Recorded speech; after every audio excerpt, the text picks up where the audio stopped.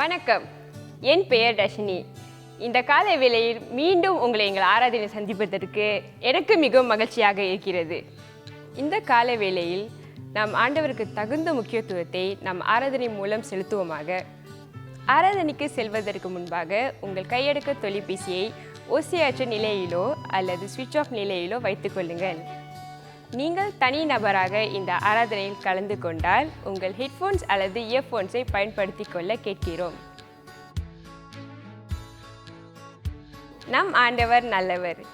இந்த மகிமையான ஆண்டவருக்கு சிறந்த ஆராதனையை செலுத்துவோம். வாருங்கள்.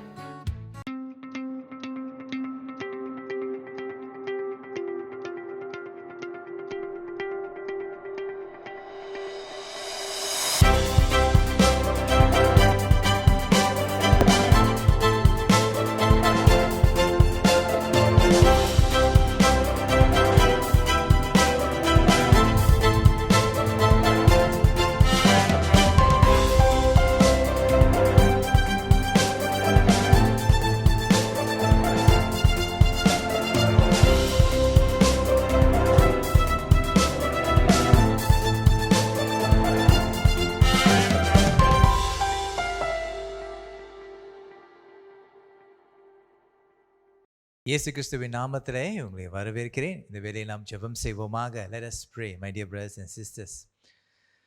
ஆண்டவரே, இந்த நாளிலே ஆரம்பத்திலிருந்து இறுதி வரை உம்முடைய ஆவியானவர் மூலியமாக நீர் எங்களை வழிநடத்தும்படியாக ஜெபிக்கிறோம். Lord, we pray from the beginning to the end. We ask that your spirit will lead us, that we may have a meaningful time in your presence. உம்முடைய சமூகத்திலே ஒரு அர்த்தமுள்ள ஒரு நேரத்தை கழித்து செல்ல எங்களுக்கு நீ உதவி செய்வீராக. இயேசு கிறிஸ்துவின் நாமத்திலே, in Jesus mighty name we pray, Father. Amen.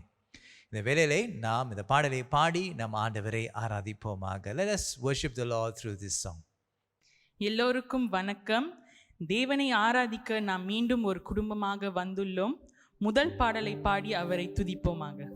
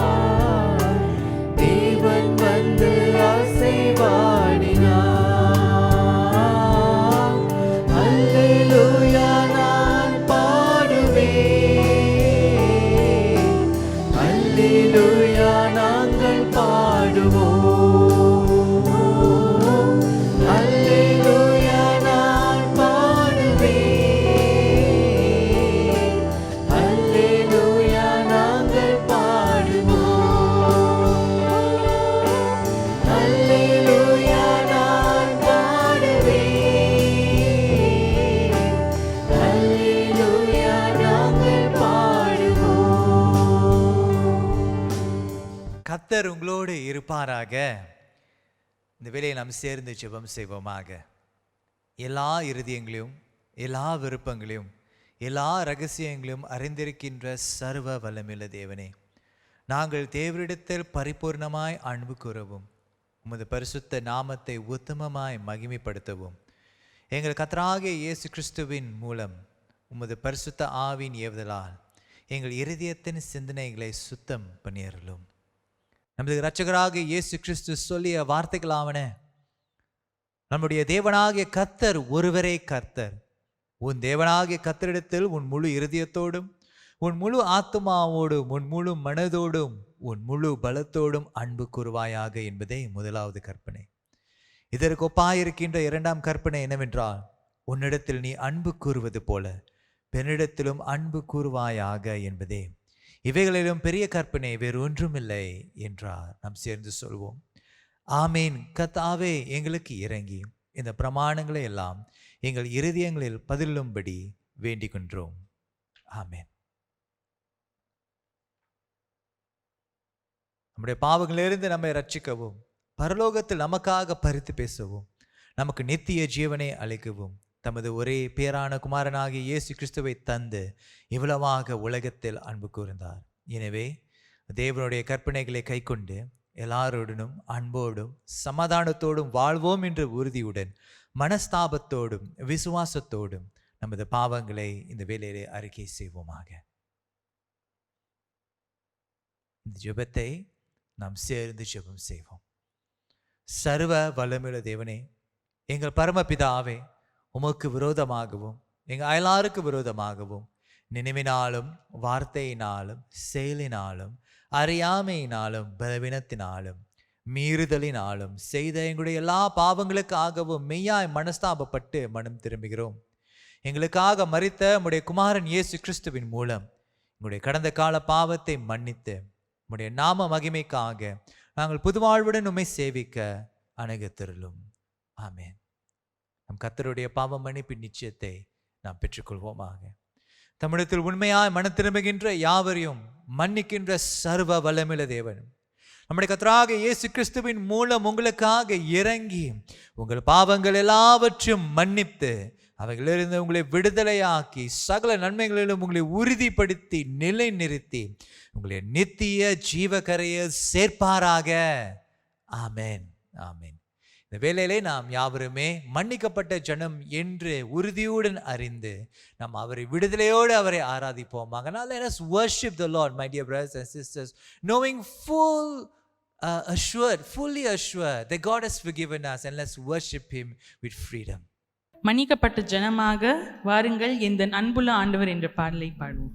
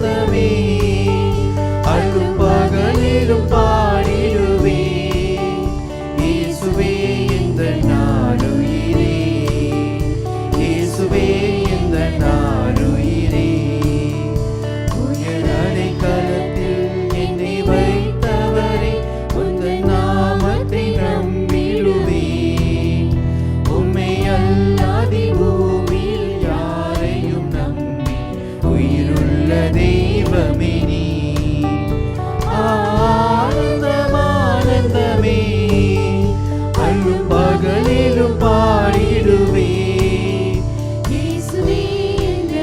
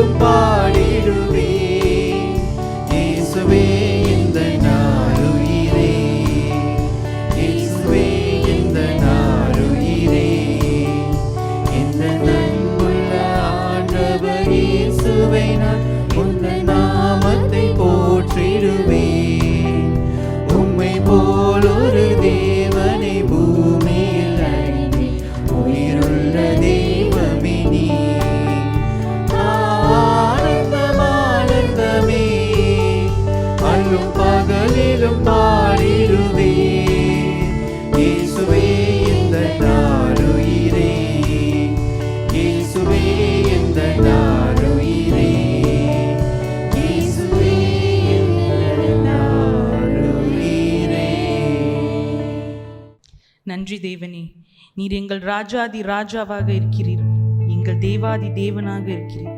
உம்மை நாங்கள் உயர்த்துகிறோம். வருகிற ராஜா என்ற பாடலை பாடி தேவனை போற்றுவோம்.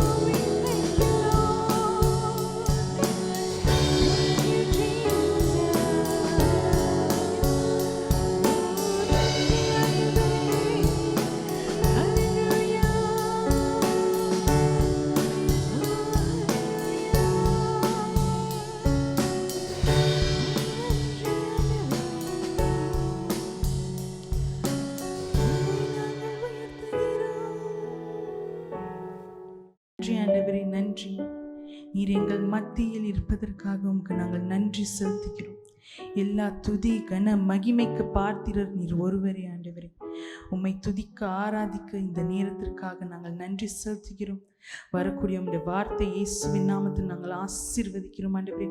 ஒவ்வொரு இருதயத்திலும் ஆண்டவரே உம்முடைய வார்த்தை சிகிச்சை செய்ய நாங்கள் ஜெபிக்கிறோம். முழு ஆராதனையை ஆண்டவரே நீர் பொறுப்பெடுத்து வழி நடத்த நாங்கள் ஜெபிக்கிறோம் ஆண்டவரே. எல்லாவற்றையும் இந்த கருத்தில் வைத்து இயேசு கிறிஸ்துவின் நாமத்தில் நாங்கள் ஜெபிக்கிறோம் எங்கள் நல்ல பிதாவே, ஆமென்.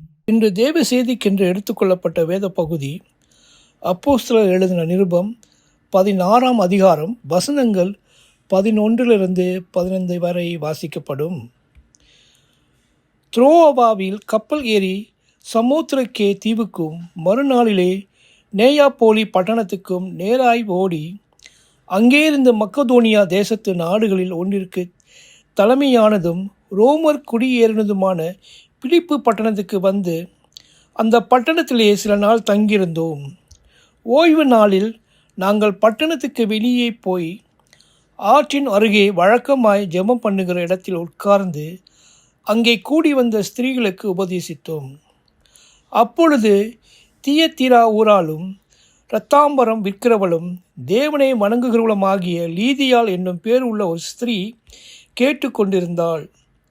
பவுல் சொல்லியவைகளை கவனிக்கும்படி கர்த்தர் அவள் இருதயத்தை திறந்தளினார். அவளும் அவள் வீட்டாரும் ஞானசனம் பெற்ற பின்பு அவள் எங்களை நோக்கி, நீங்கள் என்னை கர்த்தரிடத்தில் விசுவாசம் உள்ளவள் என்று எண்ணினால் என் வீட்டிலே வந்து தங்கியிருங்கள் என்று எங்களை வருந்தி கேட்டுக்கொண்டாள். ஆமேன். இது தேவனுடைய வசனம். நாம் சேர்ந்து சொல்வோம். தேவனுக்கே ஸ்தோத்திரம். உங்கள் அனைவரையும் இந்த இணையதளம் மூலமாக சந்திக்க, இந்த புதிய வருடத்தில் சந்திக்க இந்த வாய்ப்புக்காக நன்றி செலுத்துகிறேன். அதே நேரத்தில் சந்தோஷமாக இருக்கிறது. நாம் ஆராதித்தோம், ஆண்டவரை ஆராதித்தோம். இந்த நேரத்தில் கூட நாம் தலை வணங்கி நம் ஆண்டவரிடத்தில் ஜெபம் செய்வோமாக. ஆண்டவரே, இந்த நாளுக்காக மீண்டும் நன்றி செலுத்துகிறோம். நாங்கள் கூடி உம்முடைய ஜனங்களாக ஆண்டவரே உமது சமூகத்தில் வர கொடுத்த இந்த சிலாகியத்துக்காக நாங்கள் நன்றி செலுத்துகிறோம்.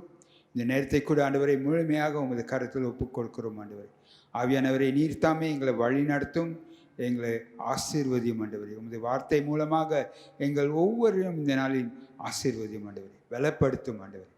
நன்றி செலுத்துகிறோம். இது அனைத்தும் இயேசு நாமத்தில் நன்றி செலுத்தி ஜெபிக்கிறோம் எங்கள் ஜீவனுள்ள பிதாவே, ஆமென். இன்றையோட பிரசங்கத்தின் தலைப்பு தேவனால் மட்டும் ரட்சிக்க முடியும். The title of today's message is Only God is able to save. தேவனால் மட்டுமே ரட்சிக்க முடியும். தேவனால் மட்டுமே நம்மை எந்த சூழ்நிலையிலும் எந்த நிலைமையிலும் நம்மை காப்பாற்ற முடியும். Only God is able to save us from any situation, any condition. அவர் மட்டுமே எல்லா ஜனங்களையும் ரட்சிக்க முடியும். Only He is able to save all people. And the passages that was read today is also reveals the same thing. இன்னைக்கு வாசிக்கப்பட்ட வசனங்கள் அதைத்தான் வெளிப்படுத்துகிறது. ஆண்டவர் வாஞ்சிக்கிறார் எல்லா ஜனங்களும் எல்லா மனிதர்களும் ரட்சிக்கப்பட வேண்டும், அவருடைய அறிவில் அறிந்து கொள்ள வேண்டும், தெரிந்து கொள்ள வளர வேண்டும் என்று அவர் வாஞ்சிக்கிறார். God desires that all men to be saved and to come to the knowledge of faith. For this reason he gave himself as ransom to all. இந்த ஒரே காரணத்துக்காக இயேசுவானவர் சிலுவையில் பலியாகி நமக்காக மரித்து உயிர் தெழுந்தார். நமக்கு ரட்சிப்பு உண்டாக்கும், நாம் காப்பாற்றப்படுவோம், மீட்டு எடுக்கப்படுவோம் என்ற அந்த ஊக்கத்தில் அவர் அதை செய்தார். Jesus was sacrificed his life on the cross. He died and rose again so that we, you and me, will have a life, a future that is assured, that is saved. Scripture calls us that this good news needs to be shared with all. வேதம் சொல்கிறது, இந்த நற்செய்தியானது, இந்த நல்ல செய்தியானது அனைவருக்கும் பகிர்ந்து கொள்ள வேண்டும் என்று. அதுதான் பால் பவுலானவர் செய்து கொண்டு வந்தார். That is what Paul was doing after he was saved. பவுலானவர் ஒரு யூதர், ஒரு பாரசியாக இருந்தார். அவர் கிறிஸ்தவர்களை அவர் பின்தொடர்ந்து அவர்கள் மேல் நடவடிக்கை எடுத்தார். Paul was a Jew, a Pharisee, who was in his early days persecuted the Christians. But when he came to know Christ, his life was transformed and he went about sharing the good news. அவர் இயேசுவை அறிந்து கொண்ட பிற்பாடு அவர் ஊழிய பயணங்களில் இந்த நற்செய்தியை பகிர்ந்து கொள்ள, குறிப்பாக ஆண்டவர் யூதர் இல்லாத ஜனங்களுக்கு, புறஜனங்களுக்கு அவர் அந்த நற்செய்தியை பகிர்ந்து கொள்ள அவர் பயணங்கள் செய்தார். Apostle Paul played an important role in bringing the gospel to the Gentile world. His mission journeys took him throughout the Roman Empire. ரோம ராஜ்யத்தின் முழு இடங்களிலும் அவர் கடந்து சென்று இந்த நற்செய்தியை பகிர்ந்து கொண்ட அவரோட பயணங்களில் அவருக்கு உதவியாக இருந்தது. இந்த நாளில் வாசிக்கப்பட்ட வசனமோ அதே போலாக ஒரு பயணத்தில், ஒரு நகரத்தில் அவர் இருக்கிறார். Today's passage that was read to you from Acts 16 verse 11 to 15 is about a city that he visited in one of his trips, of his mission trips. Verse 13 says, and on the Sabbath day we went outside the gate to the riverside where we supposed there was a place of prayer, and we sat down and spoke to the women who had come together. ஓய்வு நாளில் நாங்கள் பட்டணத்துக்கு வெளியே போய் ஆற்றின் அருகே வழக்கமாய் ஜெபம் பண்ணுகிற இடத்தில் உட்கார்ந்து அங்கே கூடி வந்த ஸ்திரீகளுக்கு உபதேசித்தோம்.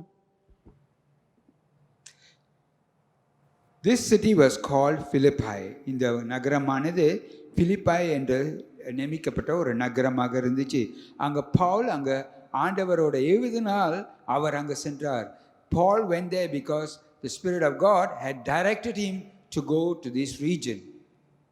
And when he was there, usually when Paul visits a place, he will on the Sabbath day look for a synagogue to go in and to participate in and to share. அவர் பவுலானவர் எங்கு சென்றாலும் ஓய்வு நாளில் அவர் ஆலயத்துக்கு செல்வார். அங்கே சென்று அங்கே ஜெபம் பண்ணுவதும் பகிர்ந்து கொள்வதிலும் அவர் பங்கு பெறுவார்.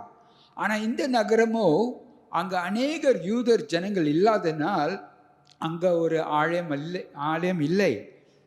But in Philippi, because there were not many Jews in that city, there was not a synagogue to be found. And usually when there is not a synagogue around, the Jews who are present on the day, on the Sabbath, would gather outside in an open area called a place of prayer, and they would gather to pray. அங்கே எந்த நகரத்தில் அங்கே ஆலயம் இல்லையோ அங்கே உள்ள யூதர்கள் சிறு கூட்டமாக இருந்தாலும் அவர்கள் ஜெப இடம் என்ற ஒரு இடத்தில் கூடி கூட அவர்கள் திறந்த இடங்களில் அவர்கள் ஜெபம் செய்வார்கள். And so when Paul went out, he knew that there was no synagogue there. He looked for this place and he found it outside the city by the riverside, and there was a group of women praying there. ஆகவே அவர் அந்த நகரத்தில் ஒரு ஆலயம் இல்லை என்று அறிந்து கொண்ட பிற்பாடு அவர் நகரத்துக்கு வெளியே சென்று அங்கே ஒரு ஆறு இருந்தது. அது பக்கத்தில் ஒரு குழு, ஒரு சில ஸ்திரீகள் கூடி அவர்கள் ஜெபம் பண்ணி கொண்டு இருந்தார்கள். அவர்கள் மத்தியில் சென்று அவர் பகிர்ந்து கொண்டார். அந்த குழு அந்த ஓய்வு நாளில் கூடி கூட ஜெபம் பண்ணணும் என்ற நோக்கத்தோடு அவர்கள் கூடியிருந்தார்கள். The reason the women gathered there is because it was Sabbath and they had gathered to pray. And it is good for believers to gather. The first thing that we notice is that Jews in those days, wherever they were, on the Sabbath day, they would gather to pray. And we as believers also gather together to pray and to worship God. And it is good for believers to do that. The Bible teaches us together as often as we can. வேதமானது சொல்கிறது நாம் எவ்வளவு அதிகமாக கூட முடியுமோ அவ்வளவாக நாம் கூட அது நம்மை ஊக்கப்படுத்துது. ஆதி சபையில் கூட அநேகர் அவர்கள் அப்போஸ்தலரின் உபதேசத்திலும் கூடுதலிலும் அப்பம் பிட்டலிலும் ஜெபத்திலும் அவர்கள் கூடி வந்தார்கள். In the early church, the people devoted themselves to the apostles' teaching, to a fellowship, to breaking of bread and prayer. And we see that in Acts 2:24. And they devoted themselves to the apostles' teaching and the fellowship, to the breaking of bread and the prayer. அவர்கள் அப்போஸ்தலருடைய உபதேசத்திலும் அந்யோன்யத்திலும் அப்பம் பிட்குதலிலும் ஜெபம் பண்ணுதலிலும் உறுதியாய் தரித்திருந்தார்கள். அவர்கள் உறுதியாய் தரித்திருந்தார்கள். நாம் கூடி வருவது ஒரு நன்மையான உள்ள காரியமாக இருக்கிறது. நாம் அடிக்கடி கூடி ஆண்டவர் சமூகத்தில் வர்றது ஒரு நல்ல காரியமாக இருக்கிறது. எபிரியர் 10வது அதிகாரம் 24-25 சொல்லியிருக்கு. In Hebrews 10:24-25 it says, and let us consider how to stir up one another to love and good works, not neglecting to meet together as is the habit of some, but encouraging one another, and all the more you see the day drawing near. மேலும் அன்புக்கும் நற்கிரியைகளுக்கும் நாம் ஏவப்படும்படி ஒருவரை ஒருவர் கவனித்து, சபை கூடி வருதலை சிலர் விட்டு விடுகிறது போல நாமும் விட்டுவிடாமல் ஒருவருக்கு ஒருவர் புத்தி சொல்ல கடவோம். நாளானது சமீபித்து வருகிறதை எவ்வளவாய் பார்க்கிறீர்களோ அவ்வளவாய் புத்தி சொல்ல வேண்டும்.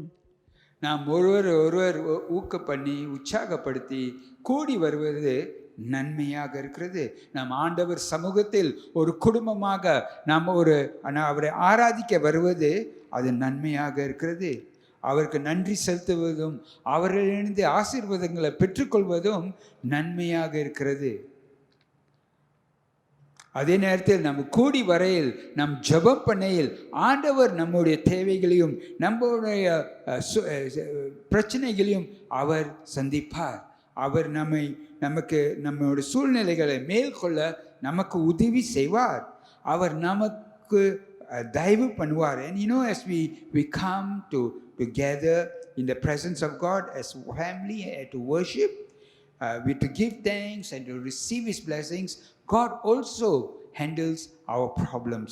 God also enables us to meet the challenges that we face daily as individuals and as a community. நாம் ஒரு தனிப்பட்ட வகையில் சந்திக்கிற பிரச்சனைகளையும் ஒரு சமூகமாக நம்ம சந்திக்கிற பிரச்சனைகளையும் மேற்கொள்ள ஆண்டவர் நம்மளை வழி நடத்துகிறார்.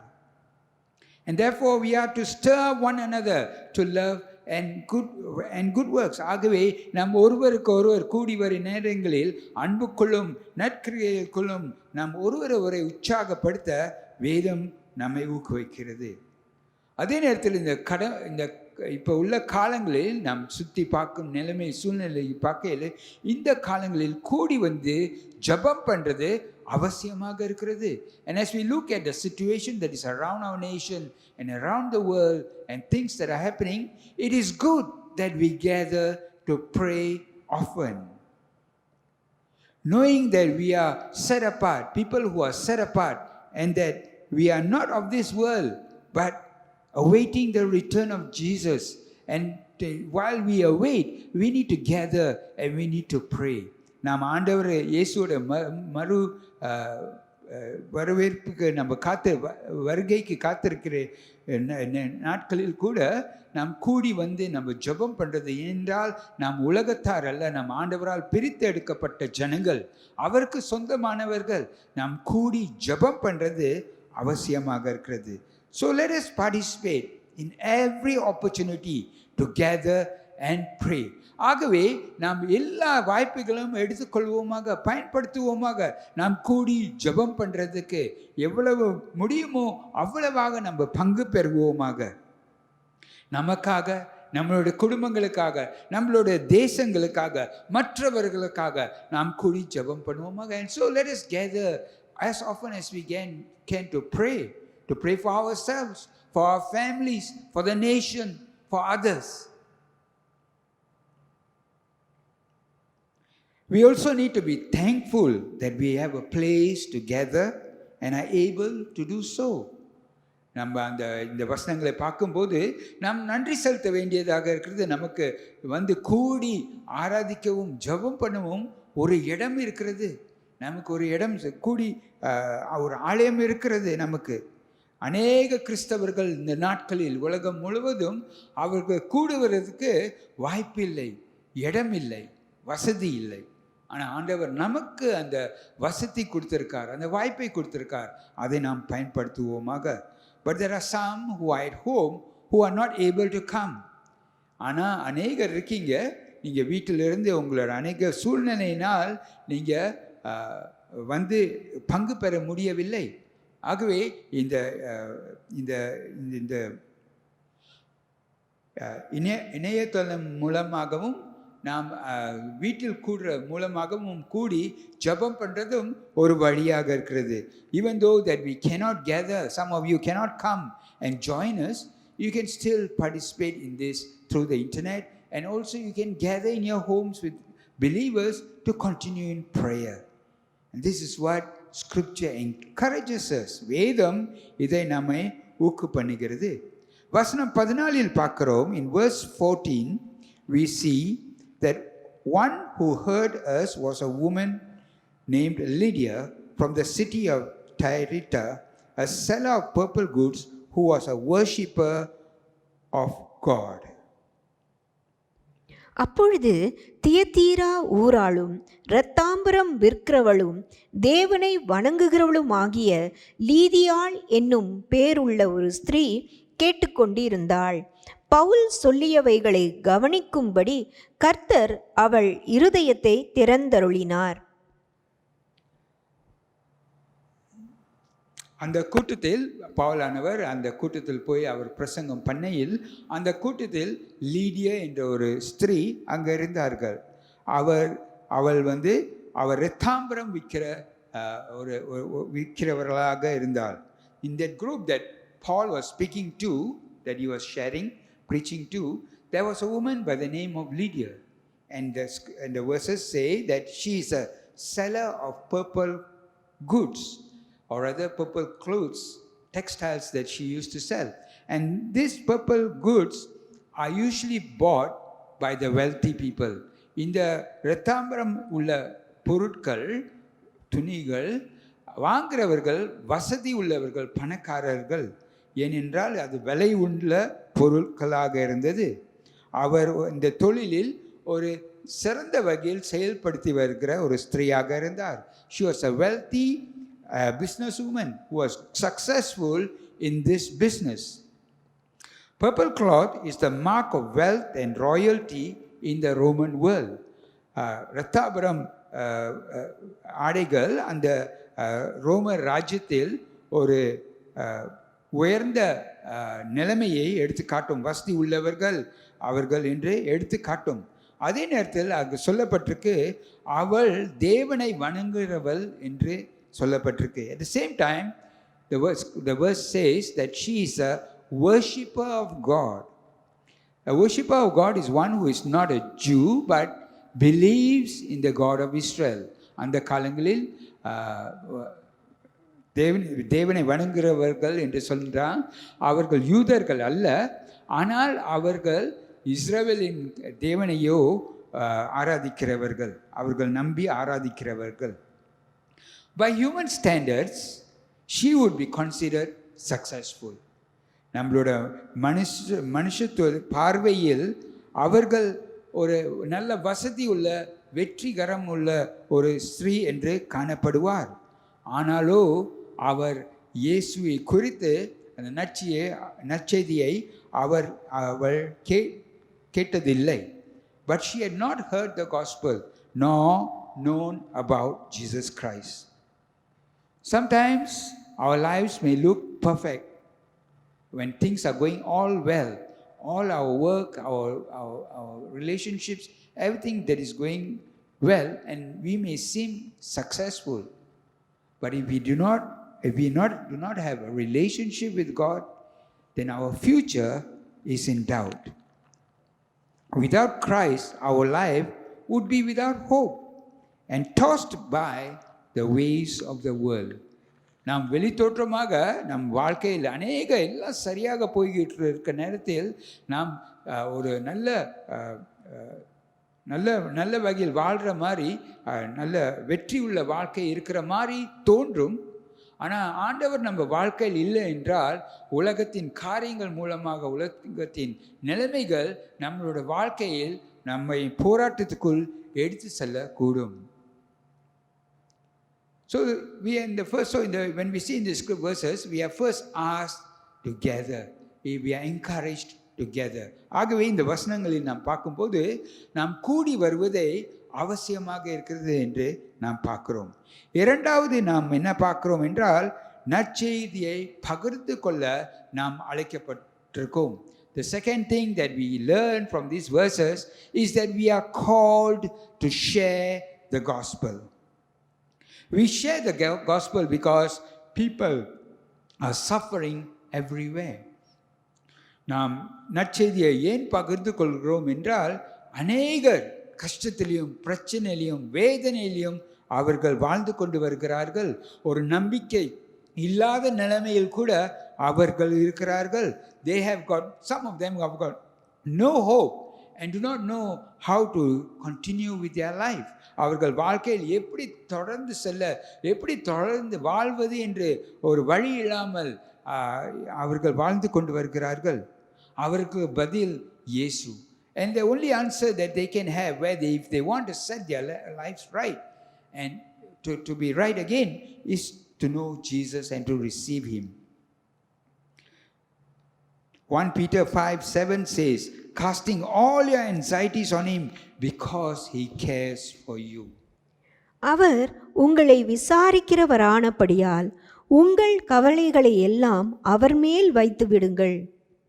அவர் உங்களை விசாரிக்கிறபடினால், அவர் உங்களை நேசிப்பதினால் அவர் மேல் உங்களோட கவலைகளை வைத்து விடுங்கள் என்று வசனங்கள் சொல்கிறது. The verses say that cast your anxieties on him because he cares for you. Like Lydia, the world needs to hear the good news. எப்படி லீடியாவுக்கு அந்த ஸ்ரீ லீடியாவுக்கு அந்த நற்செய்தி அவசியமாக இருந்ததோ அதே போலாக அநேகருக்கு இந்த நாட்களில் அந்த நற்செய்தி அவசியமாக இருக்கிறது. Human success cannot save us, only God can. மனுஷனோட வெற்றி நிலைமைகள் அவனை காப்பாற்ற முடியாது. ஆண்டவர் மட்டுமே அவனை விடுவிக்க முடியும், காப்பாற்ற முடியும்.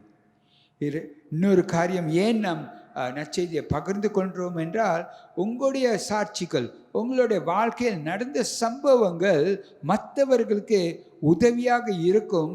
அது மூலமாக ஆண்டவரை அறிந்து கொள்ள. Another reason why we need to share the gospel is that the things that happen in your life, the story of your life, the testimony of your life can be an encouragement to someone who is walking the same path, who is going through the same situation, and they too can come to know this God who can do the right thing for them. Paul went about everywhere sharing his story. பவுலானவர் எங்கு சென்றாலும் அவர் எப்படி ரட்சிக்கப்பட்டார் என்று அவர் பகிர்ந்து கொள்வார். அவர் பகிர்ந்து கொள்கிற இடங்களில் அநேகர் அவர்கள் இயேசுவை அறிந்து கொண்டு ரட்சிக்கப்பட்டார்கள்.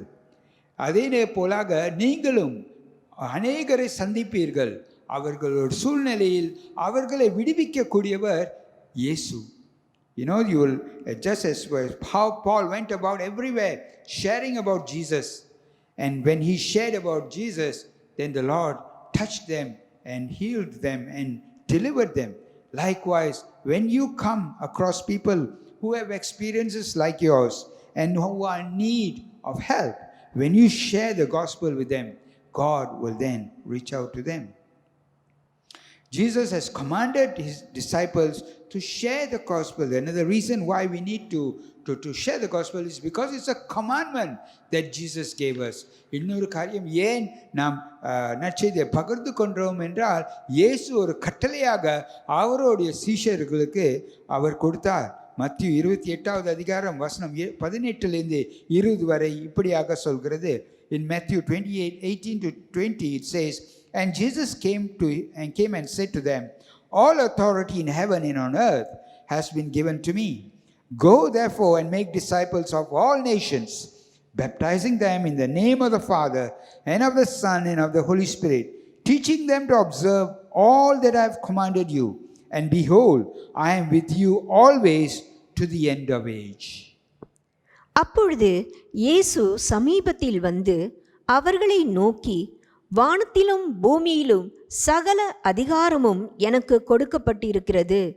ஆகையால் நீங்கள் புறப்பட்டு போய் சகல ஜாதிகளையும் சீஷராக்கி, பிதா குமாரன் பரிசுத்த ஆவியின் நாமத்திலே அவர்களுக்கு ஞானஸ்நானம் கொடுத்து, நான் உங்களுக்கு கட்டளையிட்ட யாவையும் அவர்கள் கை கொள்ளும்படி அவர்களுக்கு உபதேசம் பண்ணுங்கள்.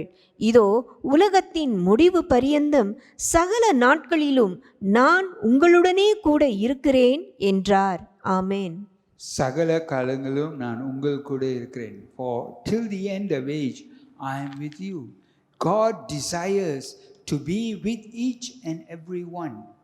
God desires to save each and every one. ஆண்டவர் விரும்புகிறார் ஒவ்வொருவரும் ரட்சிக்கப்பட வேண்டும் என்றும், ஒவ்வொருவரையும் அவர்களுடைய வாழ்க்கையின் பயணத்தில் ஆண்டவர் உதவி செய்யணும் என்று விரும்புகிறார்.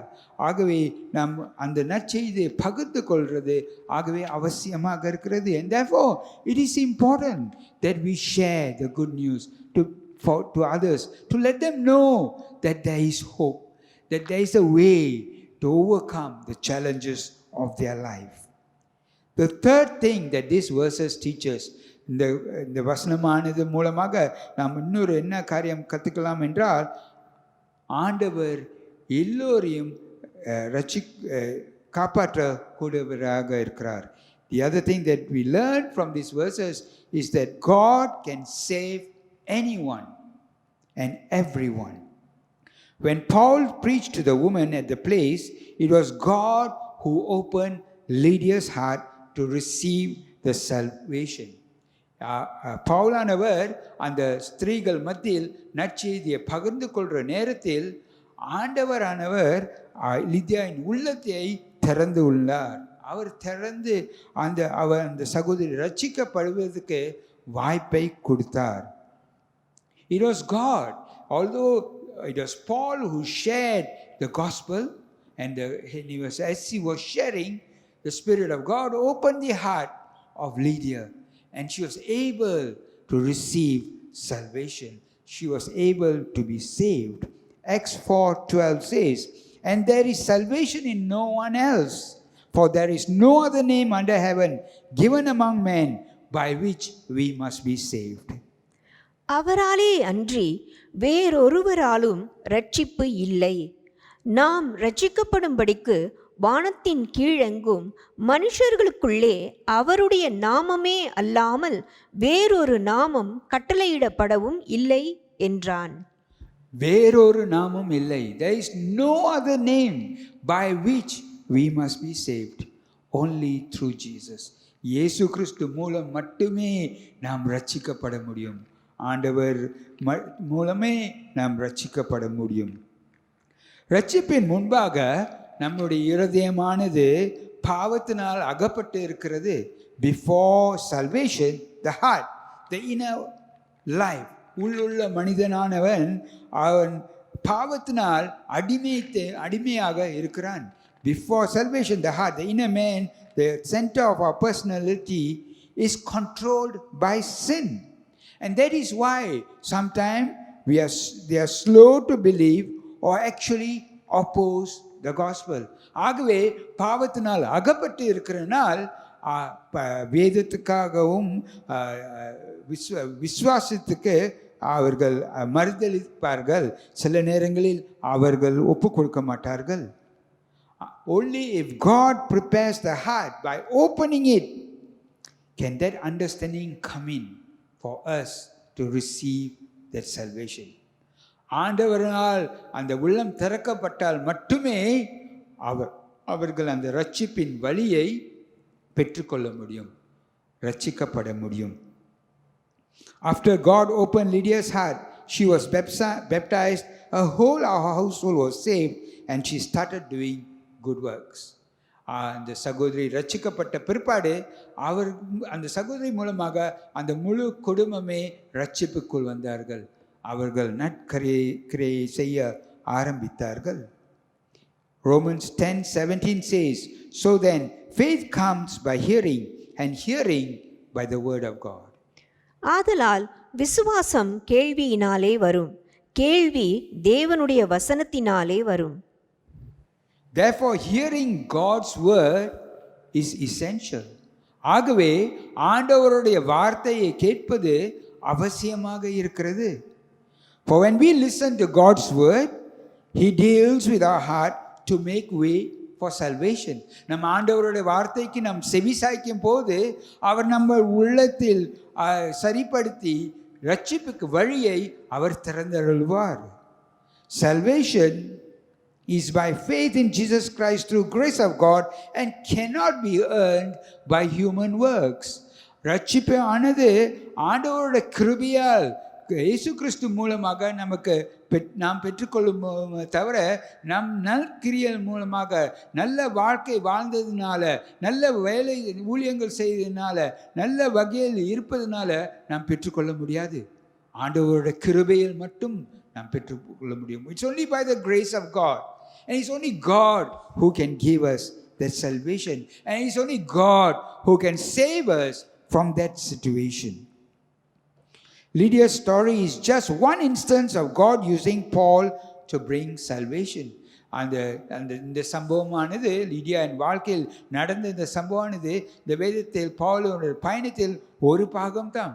நீங்கள் அந்த அதிகாரத்தை படித்தீங்கன்னா இன்னும் மற்ற அநேக இடங்களில் பவுல் மூலமாக ஆண்டவர் அநேகரை ரட்சிப்புக்குள் கொண்டு வந்தார். If you continue reading the book of Acts, you will find that throughout Paul's missions in many places, God used Paul again and again to bring salvation and hope to many.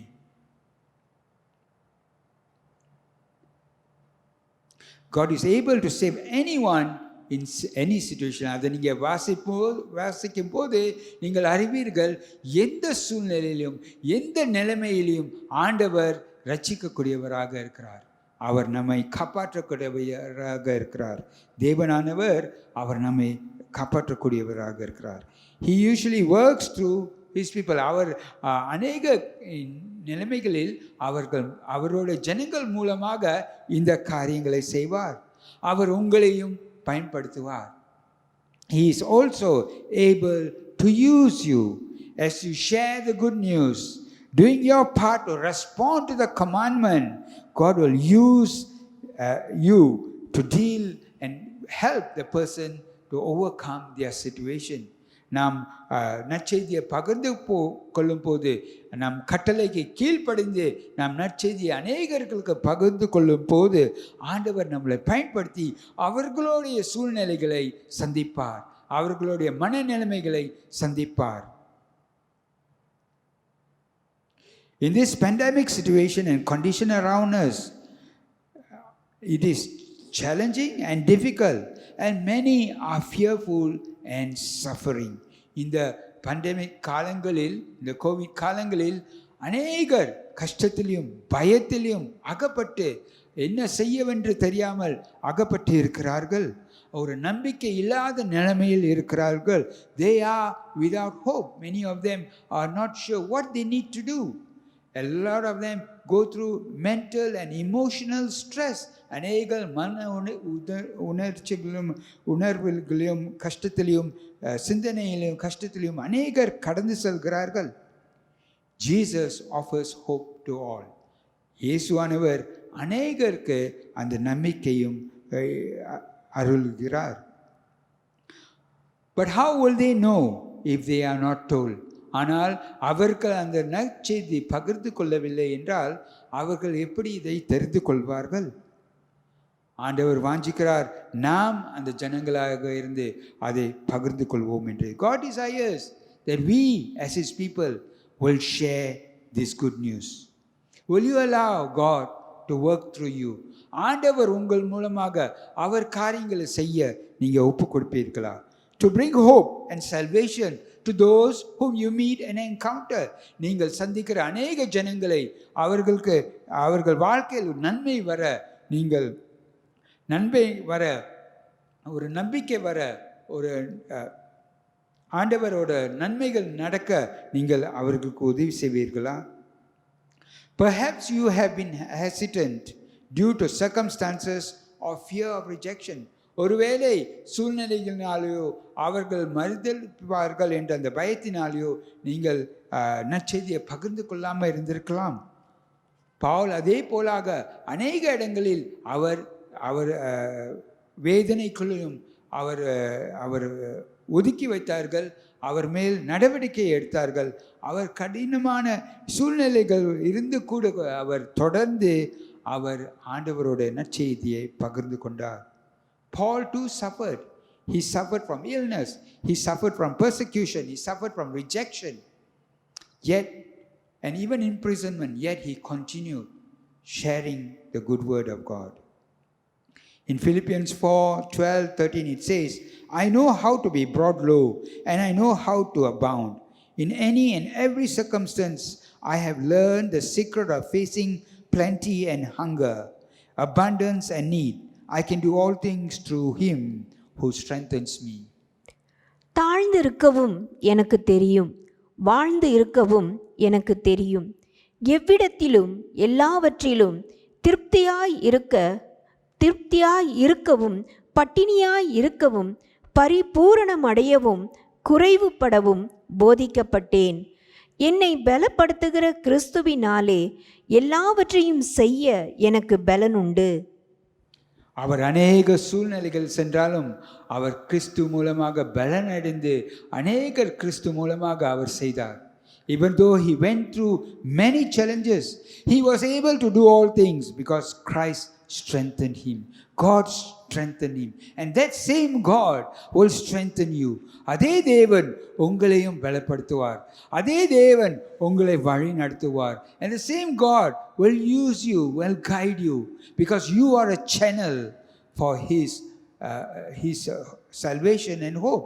ஆண்டவர் உங்களை ஒரு வழியாக ஒரு பயன்படுத்துவார், ஒரு பாத்திரமாக, ஒரு கருவியாக மற்றவர் வாழ்க்கையில் நன்மை வர, ரட்சிப்பு வர, ஆசீர்வாதங்கள் வர அவர் உங்களை பயன்படுத்த அவர் விரும்புகிறார். God desires to use you as a good channel for others, for salvation to flow, just like how he used Paul. Because Paul, when he shared, the Holy Spirit worked through Lydia's heart and brought salvation about. And likewise, God will do with you. அதே போலாக ஆண்டவர் உங்களையும் பயன்படுத்துவார். And so let us seek for opportunities to gather together, to pray and to share the good news. ஆகவே நாம் அநேக வாய்ப்புகளை நாடுவோமாக, பயன்படுத்துவோமாக, கூடுவதற்காகவும், நாம் ஜெபம் பண்ணுவதற்காகவும், ஒன்றாக ஆராதிப்பதற்காகவும், நற்செய்தியை பகிர்ந்து கொள்வதற்காகவும் நாம் அநேக காரியங்களை செய்வோமாக. சூழ்நிலைகள் கடினமாக இருந்தாலும் ஆண்டவர் நம்மளை வழி நடத்துவார். Even though the current situations around the nation may be difficult, God will guide you through. Because he is a conqueror, he will lead you through. அவர் வழி நடத்துகிற தேவன், அவர் உங்களை வழி நடத்துவார். God can save anyone in any situation. தேவனால் மட்டுமே ரட்சிக்க முடியும். அவர் யாரையும் எந்த சூழ்நிலையும் அவர் ரட்சிப்பார். அவர் காரியங்களில் ஈடுபடவும் அவரால் பயன்படுத்தப்படவும் நீங்கள் ஆயத்தமாக இருக்கிறீர்களா? ஒப்பு கொடுப்போமாக. நாம் ஒன்றாக ஒப்பு கொடுத்து இன்னும் கூடுவதிலையும் ஜெபம் பண்ணுவதிலையும் நற்செய்தியை பகிர்ந்து கொள்வதிலும் நாம் ஒன்றாய் பங்கு பெறுவோமாக, ஈடுபடுவோமாக. Let us come together. Let us come together to gather, to pray, to worship, and to share the good news. Let us do it together so that those who are out there, who are hurting, who are suffering, will receive the goodness of this God too. Let us pray. ஜெபம் பண்ணுவோமாக. ஆண்டவரே, இந்த வசனங்கள் மூலமாக நீர் எவ்வளவாக ஒவ்வொருவரையும் நீ நேசிக்கிறீர் என்று வெளிப்படுத்துகிறீர். Lord, through these verses, you reveal, Lord, that you love each and every one, even whether they know you or they do not know you, you love each and every one, oh God. ஆண்டவரே, உம்மை அறிந்திருக்கிறார்களோ அறியாமல் இருந்தாலும் நீர் ஒவ்வொருவரையும் நேசிக்கிறீர். லிடியாவின் ரட்சிப்பின் மூலமாக நீர் வெளிப்படுத்துகிறீர் ஆண்டவரே. ஒவ்வொரு மத்தியிலும் நீர் அவர்களை விடுவித்து அவர்கள் வாழ்க்கையில் பங்கு பெற நீர் விரும்புகிறீர் ஆண்டவரே. Lord, you showed through the salvation of Lydia that, Lord, you want to partake, you want to bring goodness into everyone's life. And Lord, help us to be those channels to bring your good news. ஆண்டவரே, நாங்களே அந்த கருவிகளாக இருக்க எங்களை பயன்படுத்தும் ஆண்டவரே. நற்செய்தியை பகிர்ந்து கொள்கிறவர்களாக இருக்க பவுல் போலாக எந்த இடத்திலையும் நாங்கள் நாடி கூடி ஆண்டவரே பகிர்ந்து கொள்கிறவர்களாக இருக்க எங்களை வழி நடத்தும். Just like Paul, Lord, let us be people who gather frequently to worship, to pray and to share the good news, Lord. And as we do that, Lord, may your spirit guide us. ஆண்டவரே, உமது பரிசுத்த ஆவியானவர் தாமே எங்களை வழி நடத்தணும் ஆண்டவரே. இந்த நாளில் இந்த செய்தியை கேட்ட ஒவ்வொருவரையும் ஆசீர்வதியும் ஆண்டவரே.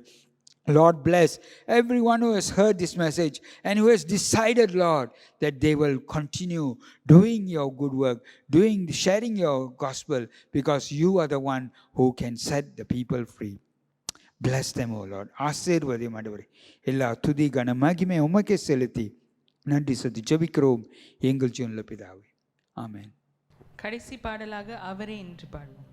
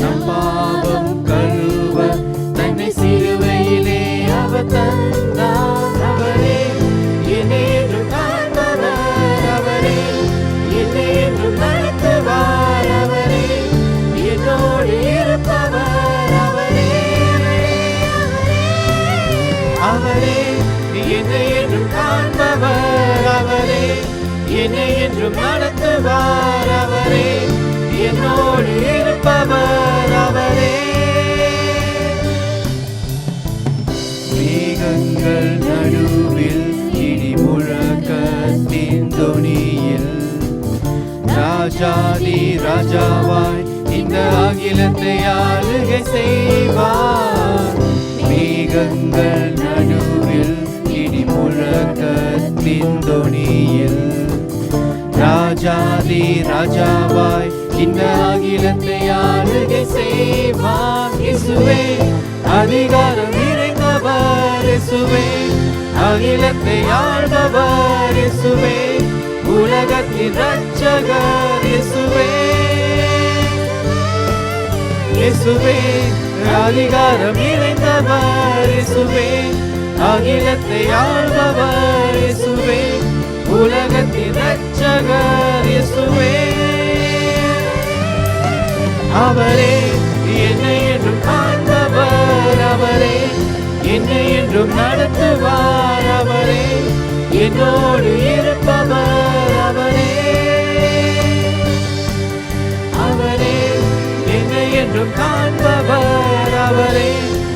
என்னை என்றும் நடத்துவார் அவரே, என்னோடு இருப்பவர் அவரே.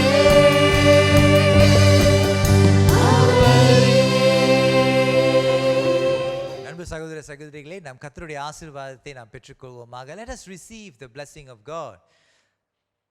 எல்லா புத்திக்கும் மேலான தேவ சமாதானம் உங்களோடு இருந்து நீங்கள் தேவனையும் அவருடைய குமாரனாகிய நம்முடைய நாதர் இயேசு கிறிஸ்துவையும் பற்றிய அறிவிலும் அன்பிலும் நிலைத்திருக்கும்படி உங்கள் இருதயத்தையும் சிந்தையும் காக்க கடவுது.